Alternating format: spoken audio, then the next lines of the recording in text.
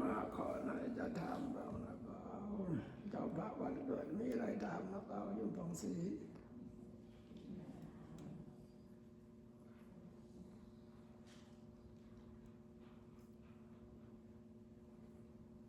เกิดขึ้นใจกับแอน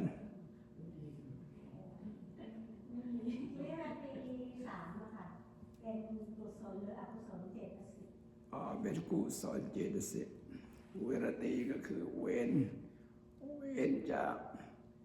การพูดจาที่ไม่ดีเว้นจากการกระทำที่ไม่ดีเว้นจากการเล่นชิพที่ไม่ดีก็เป็นมหากุศลจิต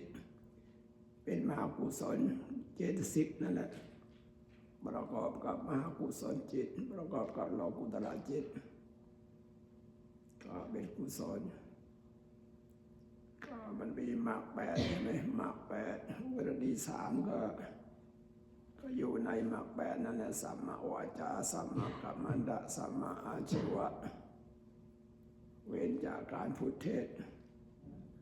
เว้นจากการไม่ใช่พูดเท็จเฉยๆพูดเท็จบางพูดส่อเสียดบางพูดคำหยาบบางพูดเพื่อเจอบางถ้าเว้นจากนั้นก็เป็นเวรดีเว้นจากการฆ่าสัตว์ลักทรัพย์ประพฤติผิดในกามเรียกว่าสัมมากัมมันตะการกระทำชอบก็เกี่ยวกับอาชีพเว้นจากการกายทุจริต4กายทุจริต3วจีทุจริต4เรียกว่าสัมมาอาชีพเนื่องจากการเลี้ยงชีพของเราเนี่ยเราไม่ได้เบียดเบียนใครเราไม่ได้เกี่ยวกับการฆ่าสัตว์ลักทรัพย์ประพฤติผิดในกามไม่เกี่ยวกับการพูดเท็จพูดส่อเสียดพูดคำหยาบพูดเพื่อเจอเราว่าสัมมาอาชีวะสัมมาอาชีพนั่นแหละก็เป็นมหากุศลจิตนี่ก็เป็นพื้นฐานข้อการปฏิบัติเพื่อจะได้บรรลุฌานมรรคผลนิพพานก็จัดเข้าอยู่ในศีลธรรมนั่นแหละจัดเข้าอยู่ในศีลธรรมจากกายวาจาของเราไม่ให้ใครเดือดร้อน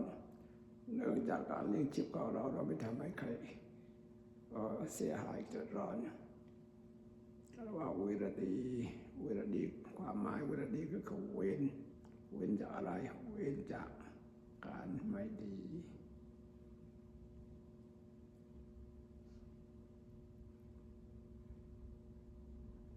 ทำไมว่าไม่ได้สระ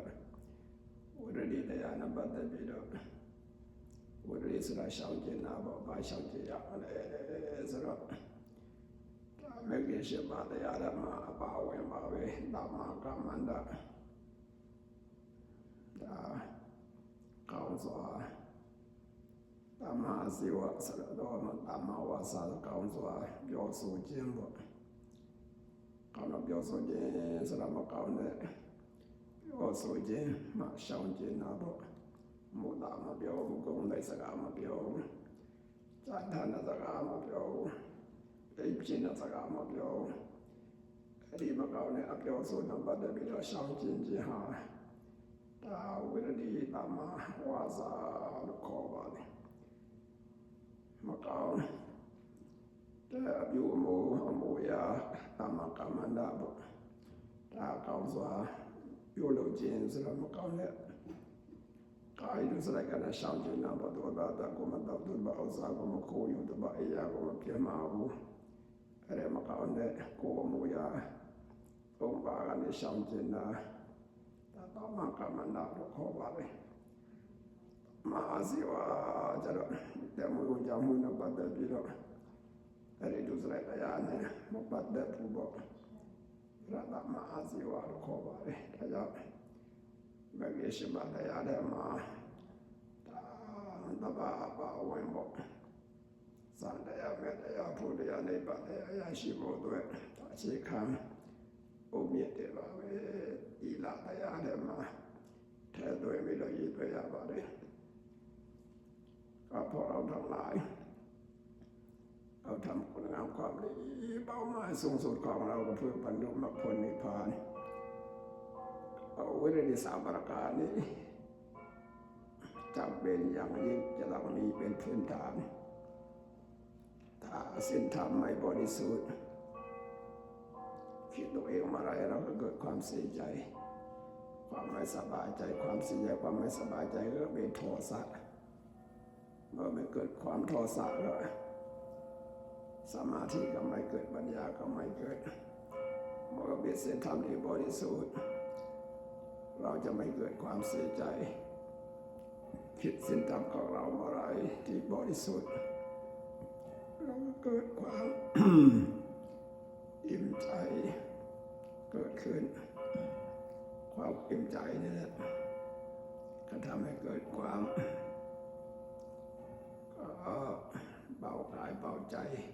ทำให้เกิดความสุขกายสุขใจเมื่อมีความสุขกายสุขใจทำให้เกิดสมาธิจิตใจที่มั่นคงเมื่อจิตใจที่มั่นคงก็ทำให้เกิดปัญญา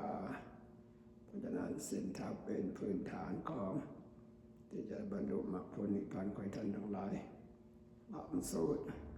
ให้สมบูรณ์ด้วยศีลศีลนอกจากนั้นสมบูรณ์ด้วยสมาธิปัญญาใครมีดวงตาเห็นธรรมกันทุกท่านเถิดต่อไปกดน้ำรับพรกันยะถาวาริวะปุราปริปุเรนติสังขารหิวะวิวะหิโตทินังสติสัมปะกปติจิตังปฏิตังตุมังคิปามิวะสมิจตุสัพเพปุเรนตุสังกปาจันโทปนรสโสยถามณิโชติรสโสยถาเดียวยังนึกสัพพะโลวินาศนุมานิมวันนะโยสุขิติกายุโกภวังอภิวาทนาสิเลนะยะโหนะ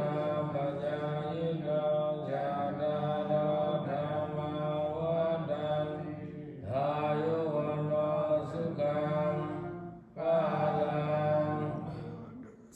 ภวมังคลังราคันตุสัมปะเทวตาสัมปะพุทธานุภา